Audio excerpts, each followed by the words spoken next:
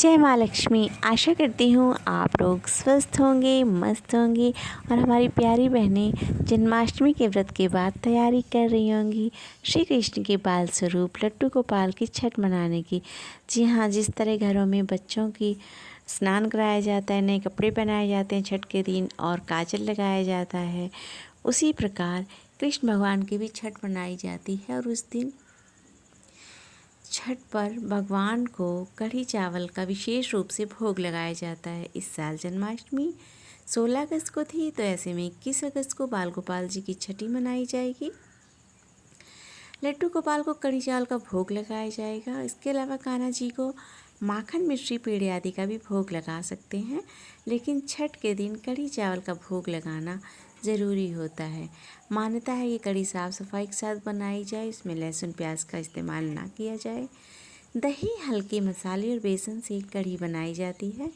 दही और बेसन सात्विक भोजन की श्रेणी में आते हैं और दही मक्खन वैसे भी भगवान को बहुत प्रिय है और कहते हैं कि सात्विक भोजन से शीतलता मिलती है और ये सुपाच्य और पौष्टिक होता है, तो इसलिए लड्डू गोपाल को इसका भोग लगाया जाता है।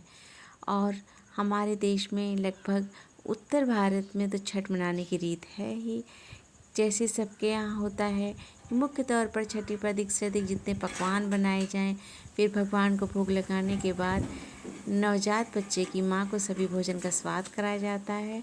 फिर बच्चों के पैरों से माँ का मुंह पोंछा जाता है। इसके पीछे की मान्यता है कि बच्चा जिससे निरोगी रहे, स्वस्थ रहे। और कहते हैं ना कि छठ के दिन ही ब्रह्मा जी बच्चे का भाग्य लिखते हैं, इसलिए छठी पे जितने से ज़्यादा पकवान बनाए जाते हैं और घर परिवार नात रिश्तेदार न्योते जाते हैं और बच्चे को उसका आशीर्वाद दिलाया जाता है।